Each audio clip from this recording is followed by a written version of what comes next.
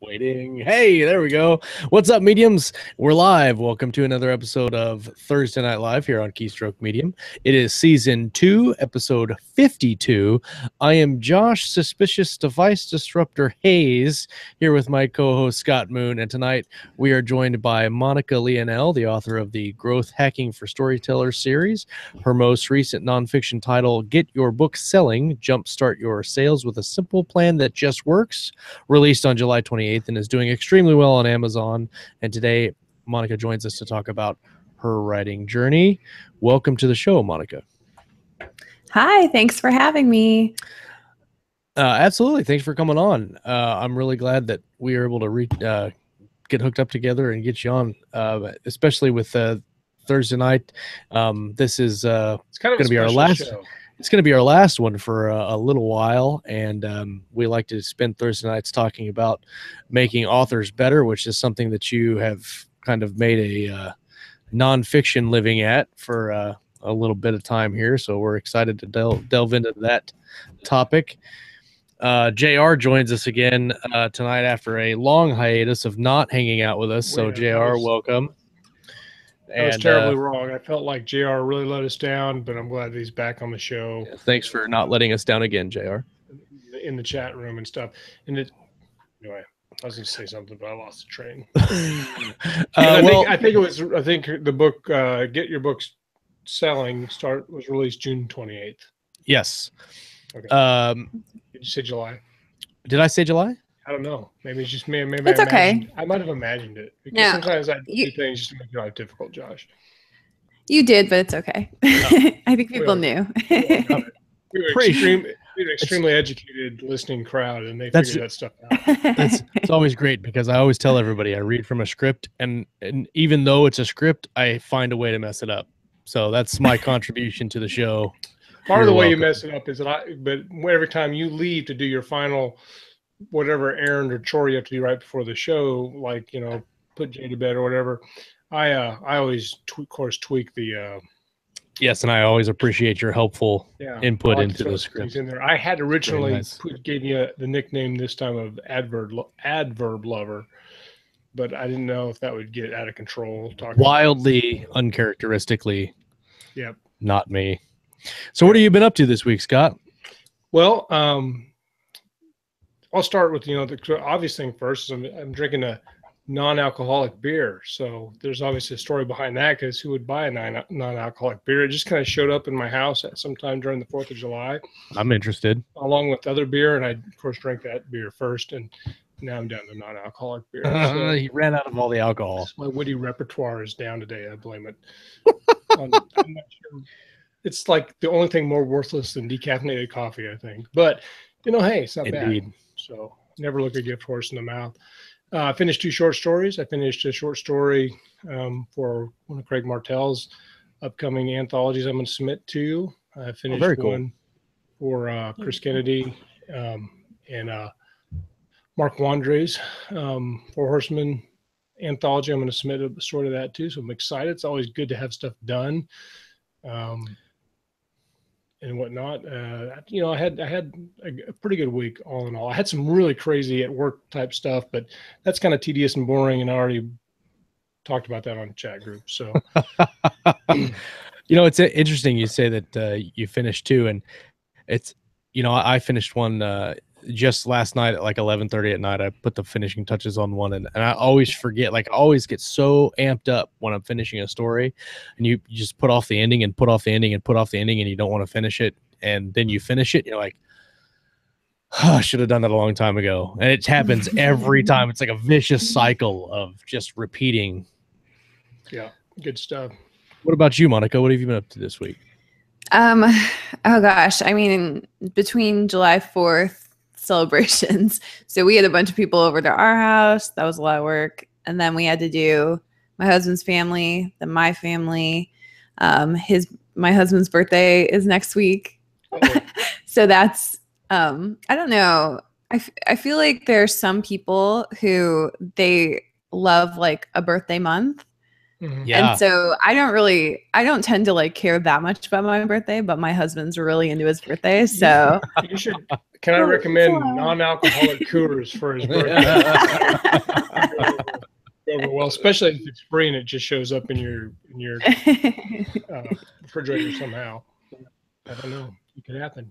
You know, it's like the non-alcoholic beer fairy came to my house and left me some stuff. So good stuff. Yeah. So is he going extremely up in years or down in years? I'm not sure what you mean by that. A lot of people, he's going up 1 year. A lot of people, when they get older, they don't like to say they're getting older, but they say they're turning 21 again. No, he told me, he was like, I'm turning 35. I'm like, no, you're not. You're turning 34. Like, you're totally losing track of how old you are. He's like, oh, I thought I already was 34. It's like when you're like 10. No. It's like when you're 10 and you want to be older. Yes. I'm 15. I'm not 10. No. You turn 10 and you immediately say, I'm almost 11. And then I turned 35 last year, and I was talking with my dad about it, and he said, do you remember that time when you bought all these black balloons and you had this black birthday cake with tombstones and an over the hill party when I turned 40? And I go, yeah.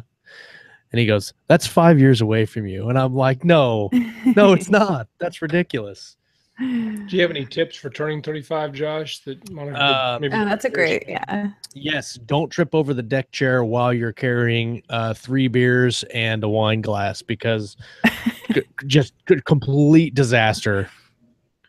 Luckily, the only 2 of the beers were damaged. I could not save the wine glass, though. That may be a party foul, I'm pretty sure.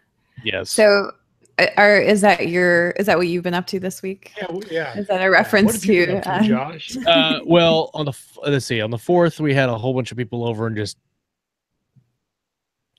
so we played this game called 5 Second Rule, and I'm gonna dime my wife out because I've already done it on Facebook once. I'm gonna do it on the show because I can. If you guys don't know, 5 Second Rule is when you pick out a card and it says name 3 blank, and you have 5 seconds to answer. And so her category was name 3 Pepsi products. And so we flip the timer over and she goes, Pepsi, Diet Pepsi, Coke. And by this time, I'd probably had like 4 gin and juices and like 2 just non-alcoholic Coors. Way out there, and I literally screamed as I'm laughing, running outside because I was laughing so hard, trying not to wake up the boy because I thought it was the funniest thing in the world. And then I did finish off a short story too for Nathan Heisted's War anthology. It was tough because it was the first short story that I've written that has linked more than one story. Scott and I are in a couple anthologies together, so we kind of like to link our stories together. In this particular story that I finished, I linked 4. I linked 1 for CCKK, 1 for Scott McGlasson, 1 for Scott Moon, and 1 for me, and then also for Jay Allen. So actually, it's 5 that I linked with my story, and it was a daunting task to start, and so I just put it off, and finally Nathan send me a message. She's like, you really need to get me that story. So I had to sit down. Something you probably recommend for people who want to punish themselves in some way. I don't recommend doing that. No, not for anyone. I don't recommend doing that. That's a good time. So Monica, for the people who watch the show, they might not know who you are. They listen might not listen to the other podcasts that you have been on. Would you mind telling our audience a little bit about yourself and how you got into writing? Sure. So I started, I actually published my first book in 2009, and it was a social media marketing book. And this was back when no corporations knew how to do social media marketing. So it was not, honestly, it's not the greatest book. I'll be the first to admit that. But I was able to shift out of my career in software engineering and move to digital marketing. And I kind of like leapt to the front of the class in digital marketing because it was a newer field and nobody really knew how to do it for corporations. So I was the director of digital at a word of mouth marketing company, and then I worked at a software company that eventually sold to PayPal for $800 million, which is pretty cool. That's neat. Nice. Yeah. So I was I got to kind of be there, you know, before it took any investment money and all that stuff. So that was cool. So then around 2011, I published my first fiction book. Again, not the best book. I have pulled that book since, but it was the first iteration of my current series, which is Waters Dark and Deep, which is it's a young adult urban fantasy. And I put out 3 books this year so far and 2 novellas. Both are part of box sets. So one's in Alchemy and Arcana. The other one is in Magic After Dark. So if you're interested, you could look those up.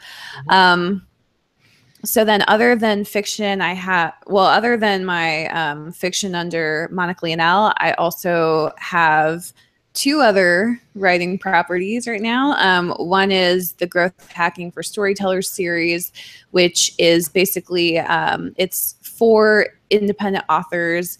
I started it in 2015 because basically I learned how to triple my word count. So I had gone from writing 900 words per hour to over 3,500 words per hour. And so I started writing it as more of a blog post, but then it was just getting so long. It became over like 10,000 words, and then it was like 15 and 20. And so then it ended up being like 40,000 words to explain how I did this.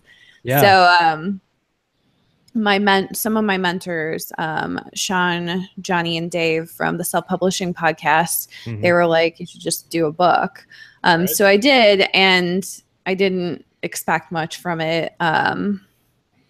But then it kind of took off.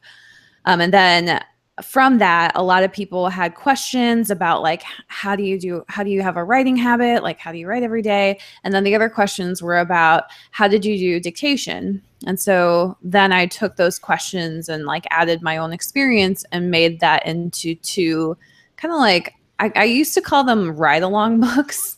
Like they weren't like real, they weren't real books in my mind. But then I put those out in September of 2015, and those actually took off even more, which in hindsight makes sense because it was not like something I, was trying to write to help people. It was like questions that people had asked. So it was very like market tested content.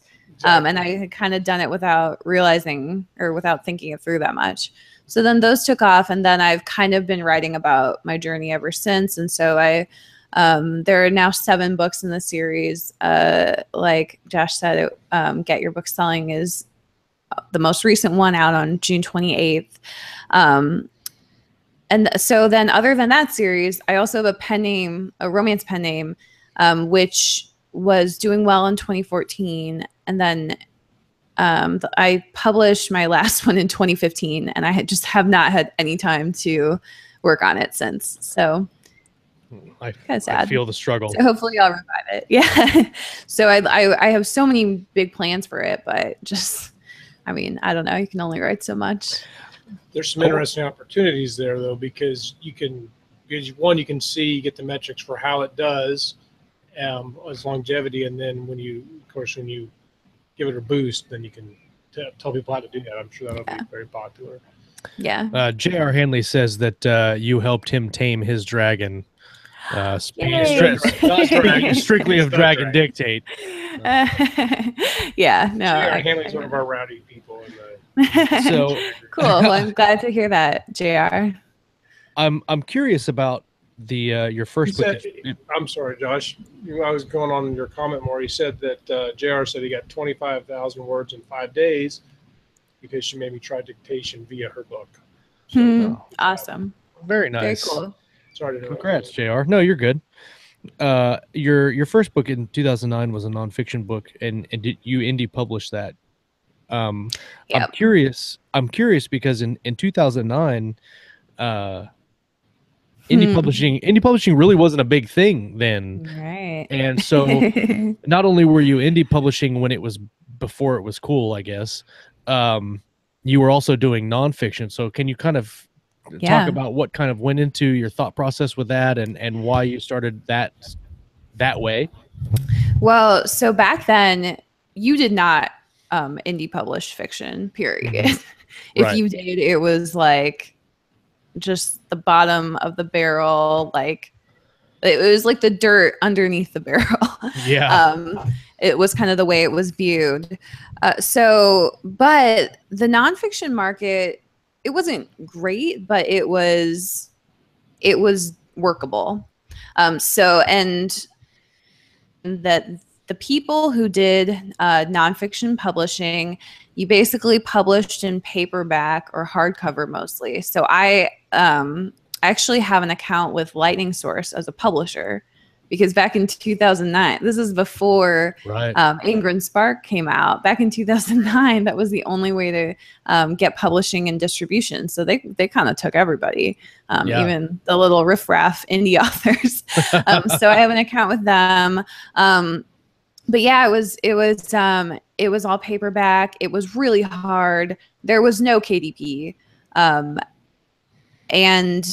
KDP, I think it didn't really come into prominence until about 2011. And it was, I think it was available in 2010. And so people like Amanda Hawking and John Locke and Joe Conrath. So there were like 5 people who were doing well in it. And they all wrote blogs or whatever. And they became like the Kindle millionaires during the gold rush. It's nice to be first. But yeah, it was... Yeah, so the way I was able to use it, I used my nonfiction book as a business card. And it was just a really great career transition thing. In terms of money, I mean, it was essentially my most profitable book probably, because I was able to just switch careers so much. And then I also kind of did a speaking career for a little bit, because this topic was really hot and I would get paid $5,000 a speech. Oh, nice. Yeah. But I really hated it. But the reason that they let me speak, and I was like 26, 27 at the time. But the reason they let me speak was because I had a book. Like that was honestly, I mean, there was no other credential that I had that would make me, a good speaker. But yeah, so yeah, I made money with that. I also sold to a French publisher, and I did the deal completely on my own. It was the same publisher who did Guy Kawasaki, Seth Godin, a couple other pretty big prominent names in the marketing space. And then also during that time, I got featured in a bunch of publications. Like I was featured in Advertising Age, which is a huge marketing publication. I was featured on like Mashable and like just a bunch of other places. So it was a really good opportunity, even though it was not a great book. Why do you say now that it's not a great book? Oh, it's just not very well written, and the cover is like I can't show it without feeling shameful. We like that. So I think we've all been there. So there are some people who who know what it is. It's not like a secret, but I'm also not going to say it on this dang podcast, it. So what it is. Oh, well. I'll message you guys after. Nice. We also love fun to post. You guys can laugh at it with. Very nice. So I'd like to talk about, you said something earlier that you tripled your word count, and that kind of obviously it increased your productivity and then kind of blew up into this nonfiction series market that you've put together for yourself. So what did you do? How did you go about tripling that word count? It took a lot of it just took a lot of research and a lot of trial and error. So basically there was like one book on it total. Rachel Aaron wrote a book called 2K to 10K, I think. I think that's what it's called. I remember. Right. So I had read that, and what she does is like super different than what I ended up doing. But the one thing that I really got from what she was doing was that she she had this thing where you have to know what you're writing before you write it. Right. And so she has like a totally different way of doing that than I do. But I kind of found out that was an important, like a super important piece of it, really the first step. The second thing was I looked at a lot of productivity, just like general productivity stuff. And what I found was that the Pomodoro method, it's 25 minutes on and then a 5-minute break, and it's a time session, that like pretty much instantly doubled my word count. So I always suggest that to people if you're trying to just double your word count kind of right out the gate and you just want to see results now, do a time session, because for whatever reason, it's like if you know you only need to focus for a certain amount of time, it just drastically increases your productivity. So I started using the Pomodoro method to track all of that. And then I was a freelance writer at the time. And so so in the freelance community, dictation was, there was just a stronger people there doing it, because as a freelancer, you kind of, you're writing for money, and Sure. it's hours for money. And you're really not going to make enough money unless you can write a lot. Yeah. So I was kind of learning it on the freelance side. And then I was like, well, how would I do this for fiction? And so I basically just figured that out. And that was, that had kind of like doubled it again. So, I always say like triple your writing speed, but actually mine came close to being quadruple, and sometimes even higher. Wow. So yeah, so that was basically it. I have a tracking spreadsheet. If you go to Pros on Fire tracking, you can grab like the spreadsheet, the whole system for how to do it. An interview I did with Glenn Leibowitz a couple years ago.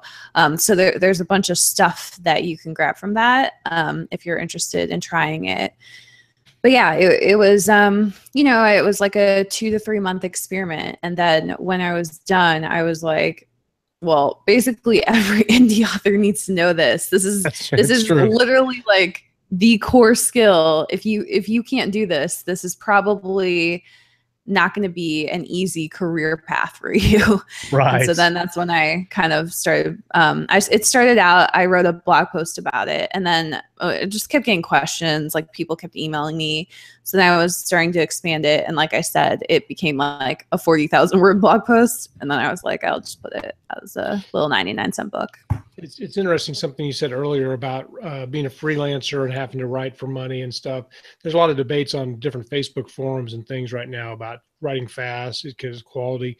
But I always think about that. If you were like a journalist for the New York Times or whatever, you have deadlines, you have to make them.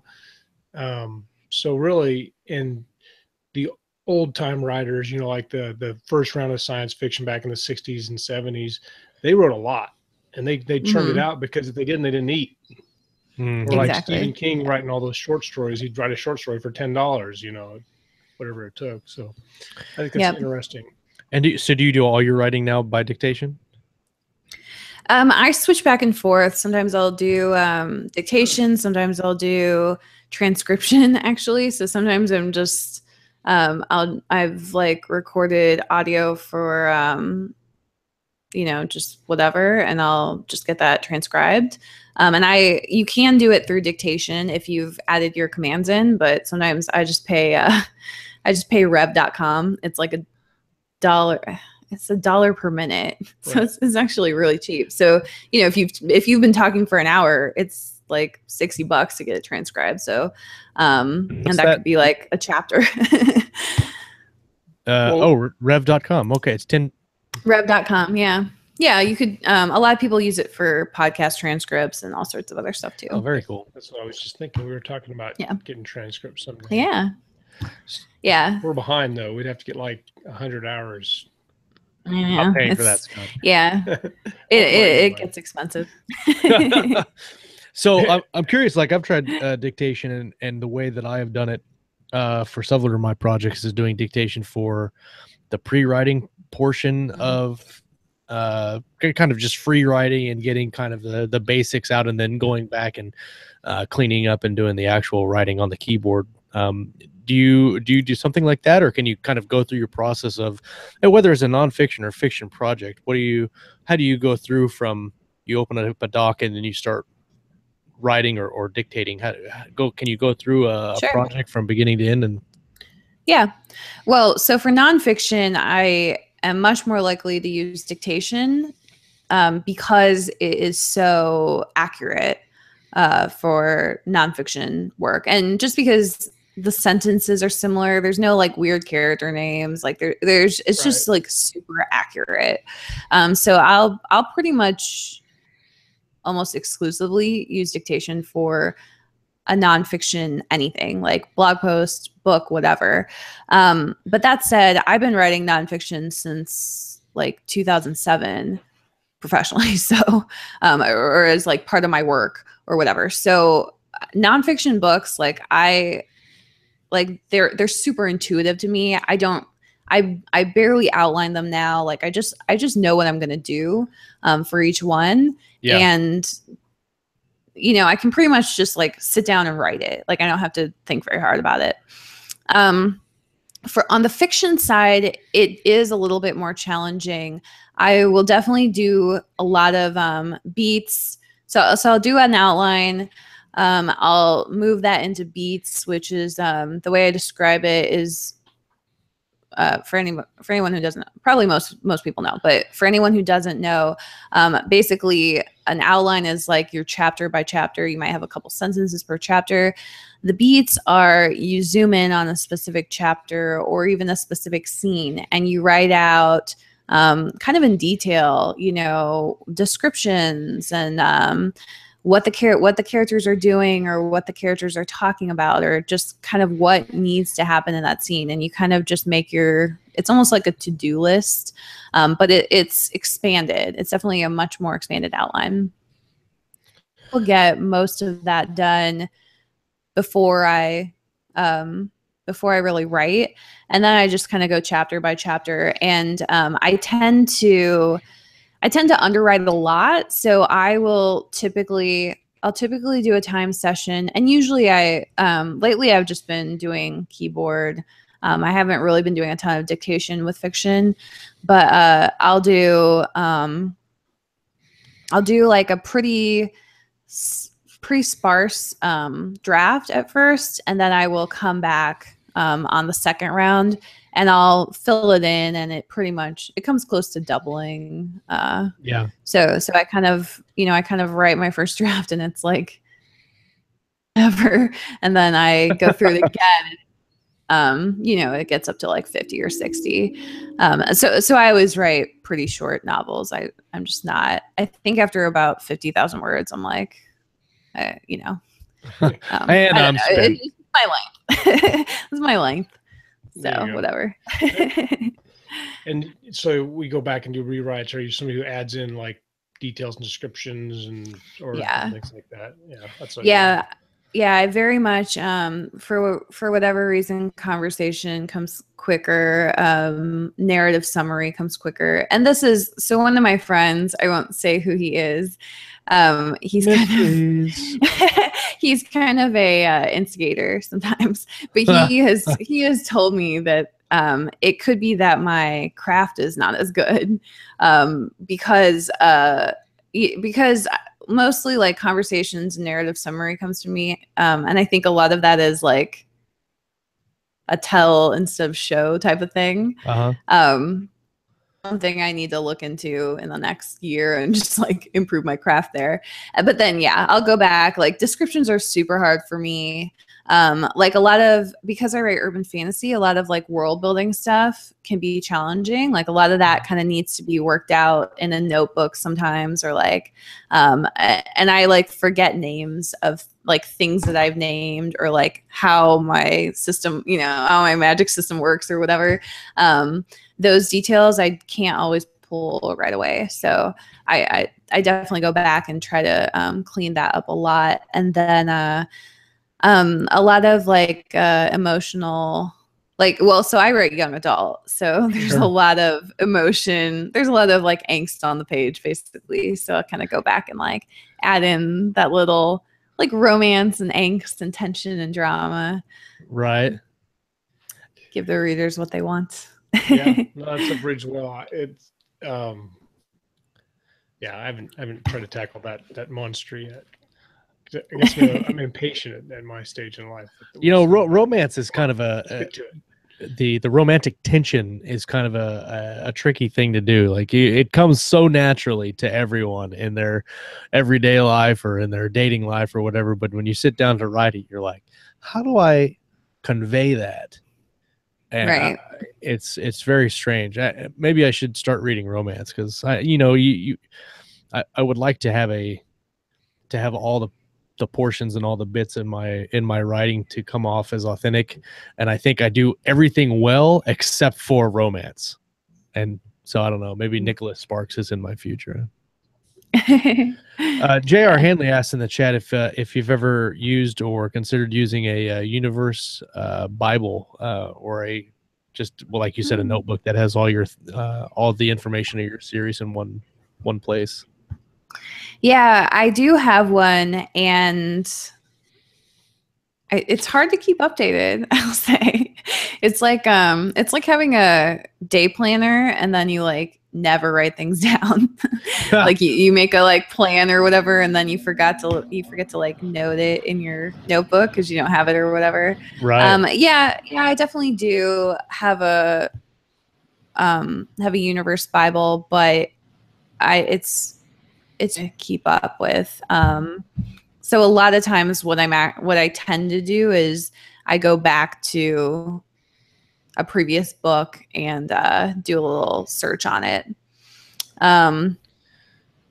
Yeah, I mean the other thing. So the third novel in this new series. So I published one in February, and then I 2 weeks apart, which was stupid. But so I haven't even really looked at it since end of March. So I know I want to do 4 and 5 and 6 in this back half of 2017. So I know I'm going to have to go through and read it again. Mm-hmm. It's just, and I know the high level stuff, but it's just like those little details are really, really hard to keep track of through your series. One of the things I have the same. I write kind of longish type things, and I feel like I've lost track of the story. But when I go back and read it, I really haven't. But it's that's the thing that trips me up. And so I do 2 things for that. I write in Scrivener so I can have my note page and my story side by side. And then I've started listening to the entire book from the beginning using the Read Aloud app on my Android. Mm-hmm. And so I'm driving to work, I listen to my story.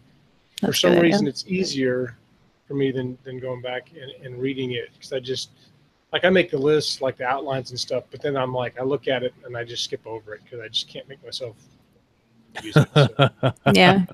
Somebody use like motivate me somehow, probably with a taser or a rubber hose, get to work on that. I would kind of like to dive down a little bit deeper into the process, and we're coming to the halfway mark, so I'd like to talk about the sponsor for this week's episode. You can have a manly overlay? I'm going to have a manly overlay. Thank you, Scott, for reminding me about the manly overlay, now that I am not paying attention to what I'm doing. You better be able to get it to work, because otherwise that's going to be a bad joke. It's fun. Where is it?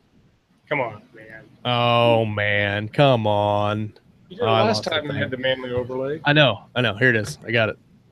Manly overlay coming in 3, 2, 1. This episode of TNL is brought to you by the Cordova Vector. After 5 years in a military prison, all he wanted to do is to catch a starship home. The first Union Defense Corps pilot, Brace Cordova, thought his days of high-risk flying were behind him. Within hours of getting out of prison, though, he finds himself tangled up with a crew of a starship operating on the razor's edge of the law and propelled into the search for an ancient relic. With a ruthless crime lord bent on revenge, and a gunship of the Commonwealth fleet hot on his heels, Brace is swept into an expedition into uncharted space that could ultimately threaten everything he loves. The Cordova Vector is the first installment in the Brace Cordova space opera series by Chuck the Man Chuck Manley. Chuck the Man Chuck Manley. And this novel will in the chat room right now, probably turning bright red. He's all blushing. Absolutely. And this novel will take readers on an adrenaline-fueled ride through a galaxy filled with alien races, ruthless criminals, dedicated soldiers, and millennia-old mysteries. If you enjoy Firefly, Star Trek, Farscape, you will love the Cordova Vector. Check it out. Like always, I'll link it in the live chat for everyone to go check out, and it'll be in the show notes after the show. So check it out. Chuck the Man, Chuck Manley. He's a great friend of the show, a great show sponsor, and thank you very much for. Also, the victim of a terrible nickname session we had. Yes, and you can blame Scott for that, Chuck. I take no responsibility for that. So I got to get something to the show. That's right. That's Scott's contribution is Chuck's nickname. So that's it. You mentioned I wrote a note down that I meant to ask you when we were talking about tripling your word count, and then I'd like to kind of talk about what you do for a day, a day's worth of writing, and how you think about that in your production schedule. But was there some kind of a catalyst or a reason why you said I need to do more, I need to do more writing, or something is not going to happen? Can you talk about kind of what happened?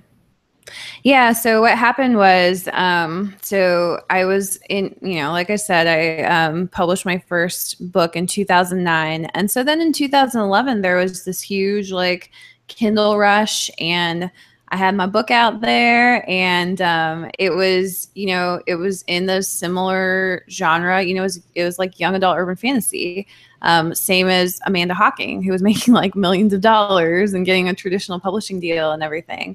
And so when all of this was happening, I was doing what a lot of authors today are doing. I was in a bunch of forums. I was on K-boards. I was like dissecting the Amazon algorithm like everybody else. But ultimately, I only had one book, and I really just couldn't do as much. And so then I would see all these people on K-boards who had like 5, 6, 7, and they were starting to make a full-time income.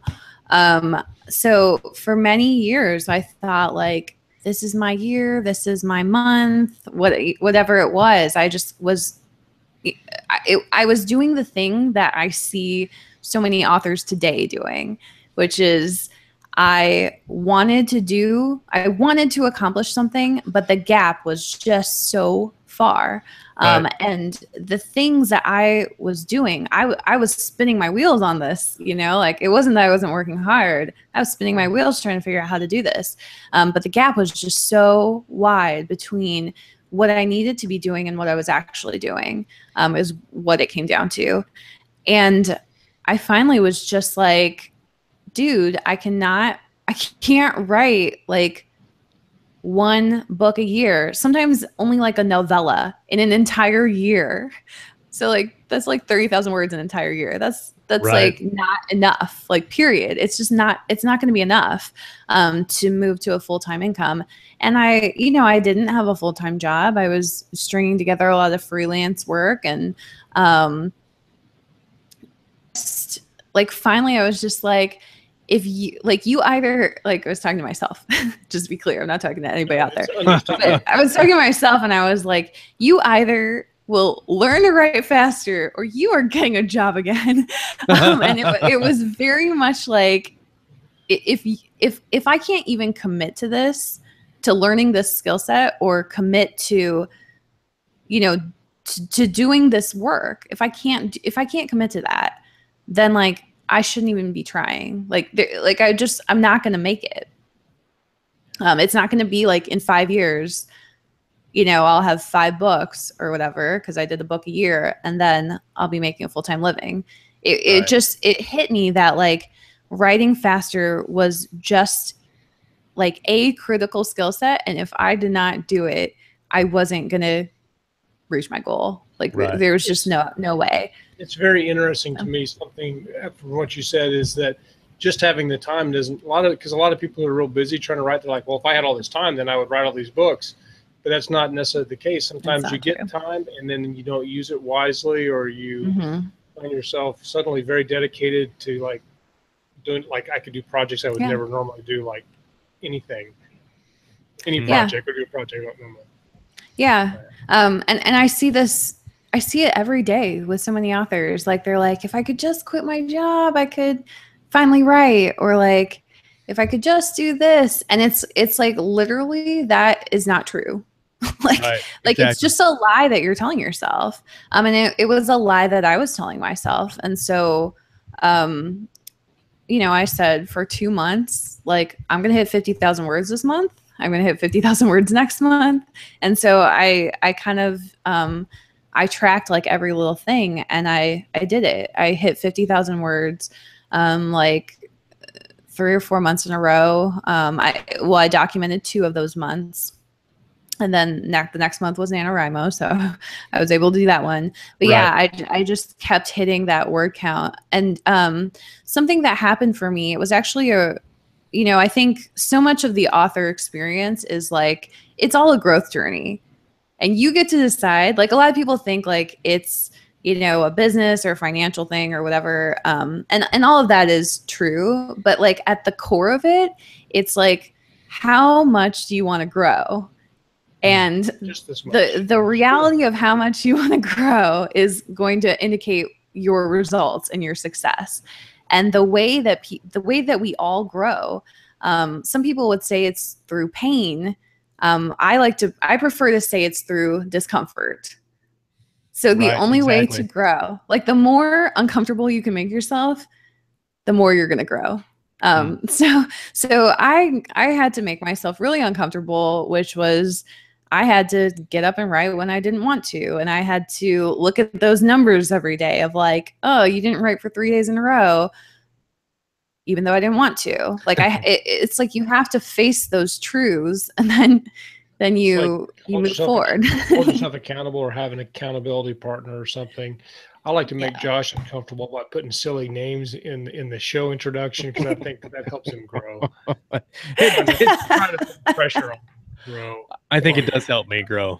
I can see a definite improvement. Is that like a character building? No, it builds character. It builds character. Yeah. Let's put something crazy in there. Except when you put something ridiculous in there, and then I read it, and then I'm like, I probably shouldn't have read that on live YouTube. You should always pre-read the note. There's probably a rule against that somewhere. A good thing like that.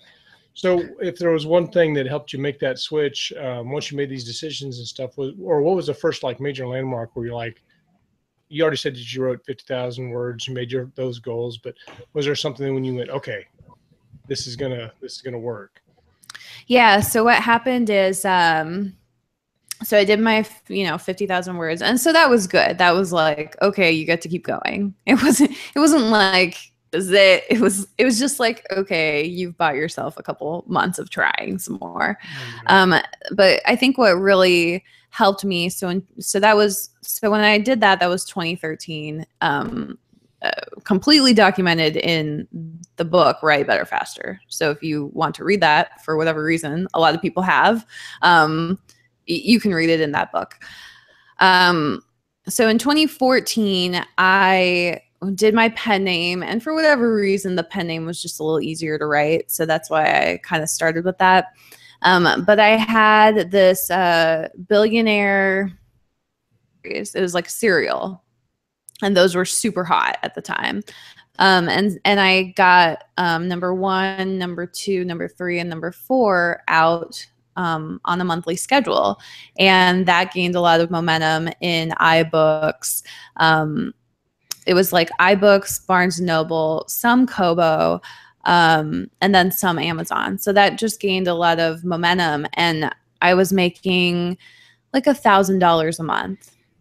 So still not full-time income, but it was, it had gained enough momentum.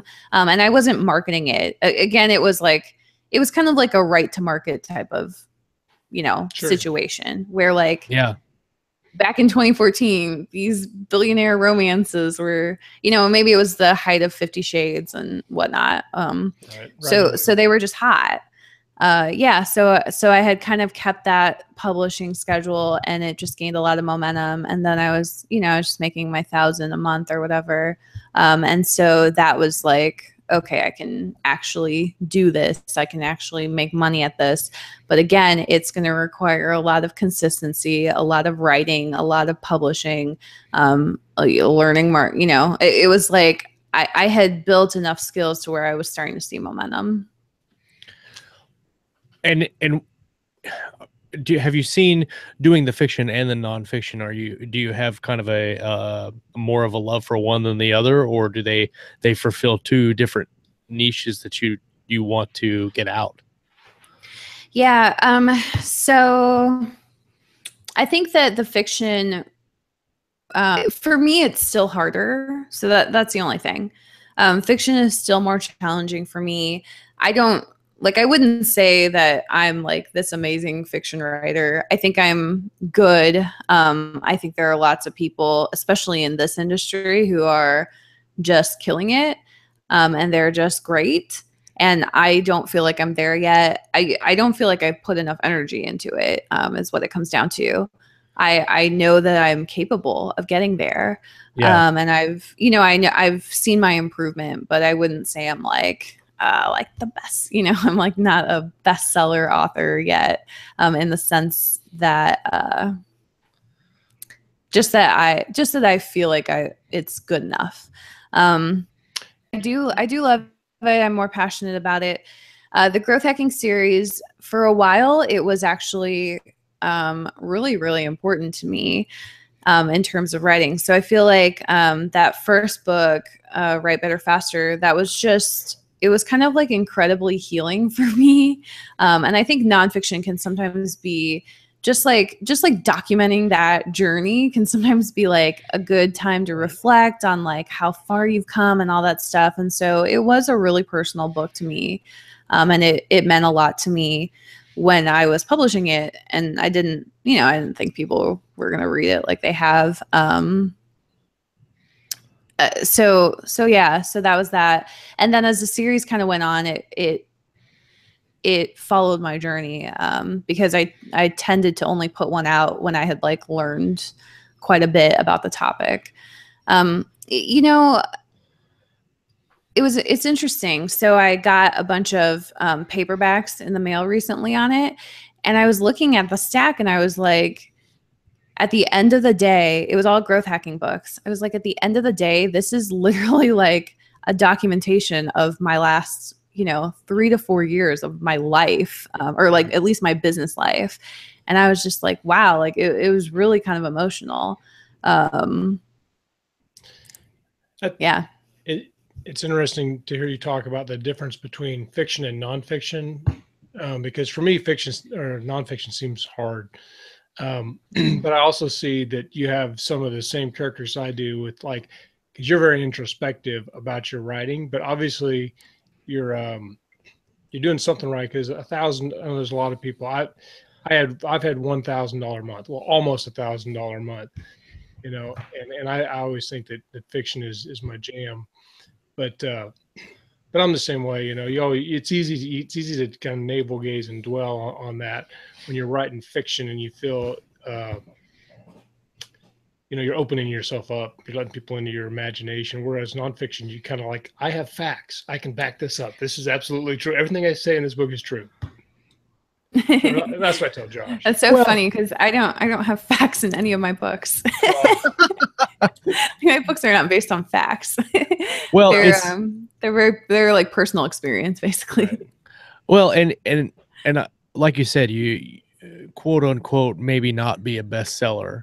But I mean, what is the judgment basis that we're using to say bestseller? I mean, people like Stephen King said it on writing. If you pay a cell phone bill with your writing, then you're a professional writer, and you're making money at what you want to do. And I know myself included, and a lot of other writers would love to make $1,000 extra a month on the writing, and pay a couple bills and so I mean, uber congrats for that. I mean, making it to that level, that's amazing. And there are several authors out there that you'll never see a a commercial on TV about, or you'll never, you can talk to your friends and say, do you know who this person is? And they say, I have no idea who that person is. And you can say, well, that person made a crap ton of money last year on their books. And it's amazing that everybody can come into this business and kind of find their niche. And I like that your niche is kind of helping other authors gain confidence in what they're doing through your journey. And I think that's interesting. And one of the other guests in the live chat said that it's very cool, very awesome how candid you are about your journey and how you've kind of shared your experiences to help other authors. And I really appreciate that. I think that that's one of the great things I like about the indie community, is that kind of opening up to what you have been doing so others can learn from it. I like that a lot. Keep on going. So we're talking about the journey. So you hit those first few landmarks doing the fiction. Now, do you alternate back and forth between the two things you had mentioned about writing the fiction in the back half of 2017? Yeah. No, so I kind of mixed them in this year. So this year I have written more than usual, I would say. I did 2 nonfiction at the beginning of the year in the growth hacking series. Then I did the 3 novels in my new series, my Waters Dark and Deep series. And then I did the 2 novellas for the box set. And then I was in Craig, well, since you mentioned this earlier, Scott, I was in Craig Martell's Expanding Universe Volume 2 with a short story. And then so kind of a mix. Right. Yeah. How did you get hooked up with Craig Martell and that? Oh, I met him. Oh, very neat. So I went to, and this is something, this is a kind of an important part of my journey, I think. So in I think it was 2014. In 2014, I went to one of the first it was one of the first independent author events, I think, or at least one of the first that I had heard of. Mm-hmm. And it was with the SPP guys. So SPP is self-publishing podcast. And their podcast was it was like the biggest one at the time, aside from Joanna Penn. Yeah. Right. So I went to this event. It was super expensive. I put all my freelance, a bunch of freelancers into it. Yeah. I probably shouldn't have done that. It was super expensive. I did it anyway. I didn't have the money. I did it anyway. Was that the Stone Table? Yeah, it was. Yeah, it was like the first version of the Stone Table, basically. So I went to it. There were only 8 of us there, including the 3 guys. And it was really cool. I got to know, know them and actually become friends with them. And they really mentored me a ton.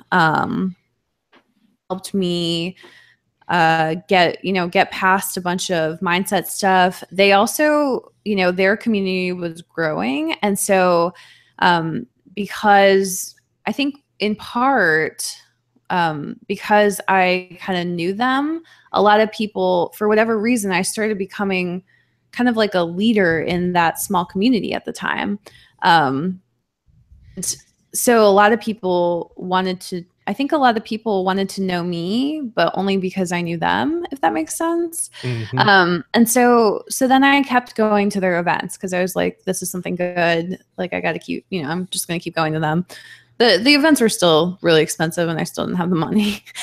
So I just want to be clear. A lot of people always say, they're like, oh, I can't go to events. I don't have the money to do it. I'm like, dude, I didn't have the money to do it. I just did it. Right.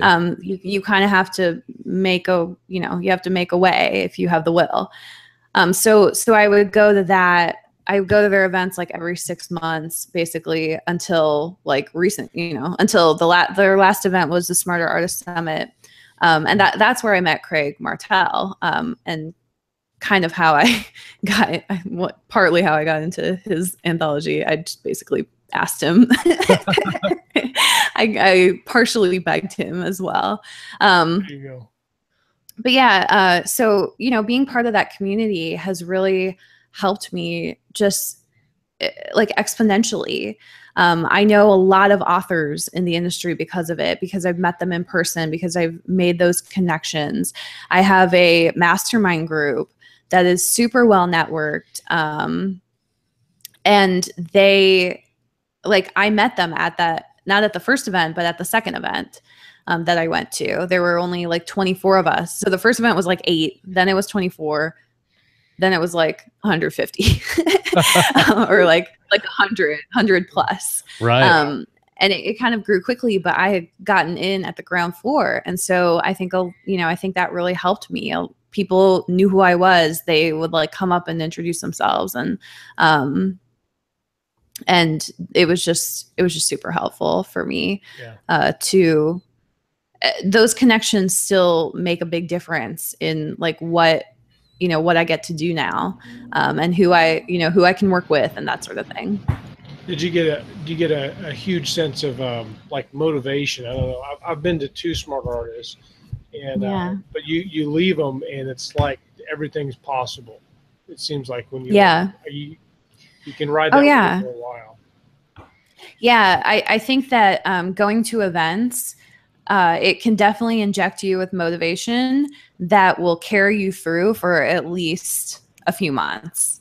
At least, like, hopefully it'll carry you through until there's another event, because there's not enough in the industry right now to like be going regularly. But it definitely does. And I know, like, no matter how successful you are. So I do write full time now. I do make enough. It's not. I don't make the 5-figure, like I haven't hit 5 figures yet, but I've had my $6,000 months on Amazon, and I do make enough to write full time, and that's been great.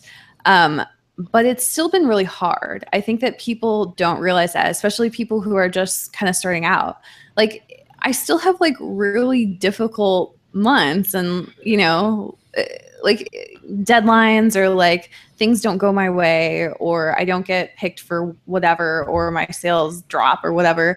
And it's still really challenging. I don't feel like the business gets less challenging. And I've talked to people who are, I mean, honestly, magnitudes of success, further along than me. And they kind of say the same thing. Mm-hmm. So it doesn't, whatever you're feeling now, however vulnerable you're feeling, if you're worried about people judging you, whatever, some of that doesn't go away. And it doesn't always get easier. Sometimes you have to accept that that's going to happen and just take action anyway. And so that's something I've had to learn is like, for example, I finally got over, so with reviews, like typically you read a review and it just like takes you out for the day. You're like, I'm never going to write anything again. And like, you're just so sad. So I had finally kind of, after years and years of getting lots and lots of reviews, some fair, some not, whatever, I had kind of gotten over that. And then like, seriously, within 6 months, somebody emailed me and accused me of plagiarism. Oh, wow. And I haven't really talked about this publicly, and I won't say like who it was, or, I won't give any details, but receiving those emails from that person, it just took me out for weeks on an emotional, it just like hurt me so much. It just really got under my skin in a way that haters haven't really done in a while. And it was like, it's just like, no matter what you think you got over, the world's just going to send you like another. Oh yeah. Like, it's just going to go and trigger you again. It's amazing. Last time Josh and I met up at a coffee shop, and he read me an awesome review he just got on. Phenomenal review. It was a great one. And I mentioned, I said, that you're going to feel good about that review for about a half an hour, but if you get a bad review, that's going to crush you for a month. Exactly. Yeah. He took my really good feelings. I like to do that. He crumpled them up in this little coffee cup and he threw it in the trash can. He set the trash can on fire and he said, "Now take your feelings and get out of here. Take your feelings, get out of here. Go blow something up." Thanks. We've talked about this with other guests on the show, and we have this idea. We want to have a show where authors read their favorite 1-star reviews. Yes, and it's a big thing because we've come across some pretty ridiculous ones. So sometime we're going to organize that, have a big event, maybe something to do live, like at a conference. Everybody could. That's right. Like you have those breakout sessions. We'll have the 1-star review breakout session. Everybody can go crazy. I have a one question that kind of goes back to something else you said right at the beginning of the show, and J.R. Hanley mentions it here. Is that you kind of got into the social media marketing kind of aspect of doing things before there was really anybody that knew how to do it. So on that line, J.R. Hanley asks, what are your thoughts on the current Twitter? And is it a dying platform, or is it still kind of a viable thing for your business? I don't use it for my business. I mean, I do, but I don't put a lot of energy into it. Yeah. So it to me, it's a lot of noise. I don't think that it works as well. I'm not in the social media marketing field anymore. Okay. But there are.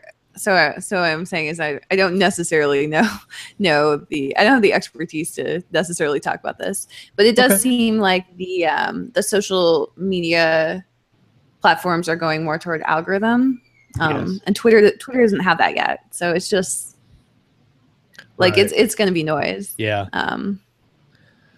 Like yelling at your front window. Yeah. Which I do a lot. The neighbors don't like it. But. Driving down the interstate, yelling at people. Yeah, that's the best way. Yeah, that is what it feels like. So we are coming into the end of the hour, and I kind of like to have everybody go to the age-old. What if there was one thing you knew when you first started that you knew now, or what would it be, and what would you do differently? So do you have one in mind? Do you have a thought that you would tell your older writer self or younger writer self? Yeah, I think I would. So aside from like write faster, Yes. critical skill set, like I said, aside from that, I would probably say go to events. That would probably be my thing. Just because it's not about the content, and a lot of people are like, oh, you can learn, anything you need to learn, you can learn it in a Facebook group or whatever. And that is true. And it's the same with like buying courses. So a lot, like I've been seeing this a little bit like, I wish I hadn't invested in this marketing course or whatever, within the indie community. And people are like, do I need this? It's not that you need it, but I do think that those things do accelerate your progress. And it's not, I don't think it's on a content level. And I think that's something that people miss. I think it's actually on a mindset level in a way, because it's like the more seriously you take yourself, the more you're going to achieve.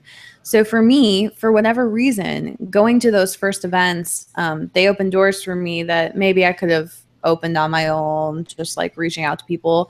But it just changed. It transformed me and who I was and how committed I was to this, because I was putting money down and I was talking to people in person. Sometimes hiding behind a computer, it's not always the best thing for you. Right. It's good to go out and actually meet people in person and talk to them. Also, there's a lot of side conversations that just don't happen online. And like you're not gonna sit across a table from, a super successful 6-figure, I like some of the romance authors, they make 6 figures on a release, for example. They put out one book and they make 6 figures.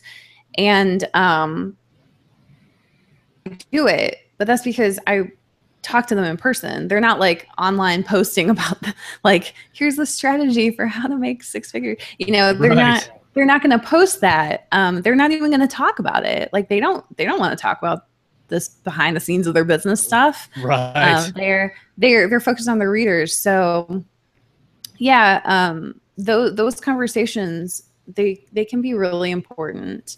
I recently, so one of the box sets I was in hit the USA Today bestseller list a couple weeks ago. So, you know, I have that USA Today bestseller tag. And like, congratulations, by the way. Yeah, that's fantastic. But like, that didn't come because I figured out how to do it online. It came because I met someone at one of these events who introduced me to someone who runs these box sets. And then that's how I got in, if that makes sense. Oh, yeah. No, that makes perfect sense. It goes back. Go ahead. No, I was just saying, it opens doors. Yeah, it goes back to making yourself a little bit uncomfortable. So a lot of writers are introverts, and or think they are. But the funny thing is, if you go to a writers' conference and you go to all these introverts and you get them talking, you realize they're not that introverted. It's just, you got to get comfortable with who you're talking to, you know. Mm-hmm. But it's a good way to kind of push yourself to expand a little bit by going out into the world, putting on pants, you know, going outside.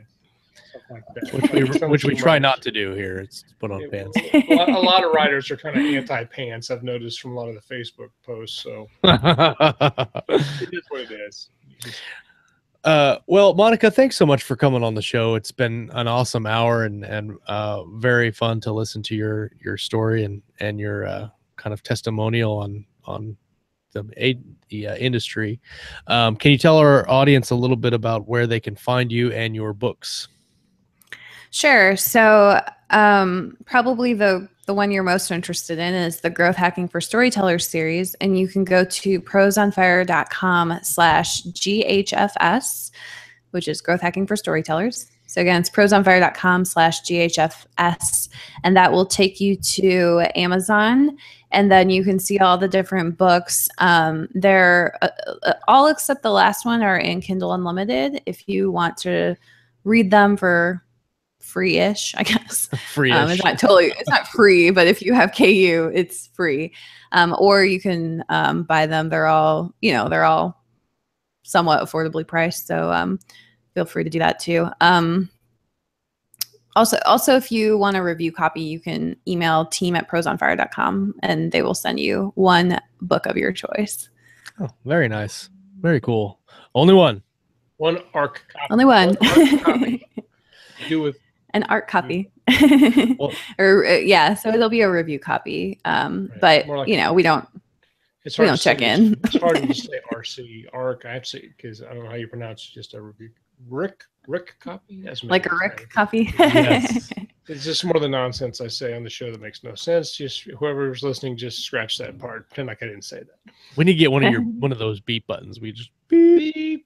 Moon's talking again. Beep him out. Well, hey, thanks for everybody that came and hang out with us in the live chat. JR, Lauren, James, just to name a few. You guys are great. Thanks for hanging out with us. We appreciate it. People in there too, Jamie. Jamie Sorrell, yes. Thank you. Your support means a lot, and this is one of the reasons that we do this show. So thank you guys for coming and hanging out with us. Next up on the show is Barry Hutchison. He is the author of a space comedy, Space Team, which I'm very interested to get him on the show because I'm certain the shenanigans ensue regardless, but to have a guy that's doing this kind of comedy, something special to make it extra funny. That's right. So he will be on Monday, July 10th at our usual time, 11 a.m. And we hope to see you guys there. So again, Monica, thanks for coming and hanging out. Everybody else, for Scott Moon, I am Josh Hayes. We have been live with Monica Leonelle on Thursday night. Be sure you come back and hang out with us next time. We're going to talk about reading, writing, and everything in between right here on Keystroke Medium. You guys have a great night.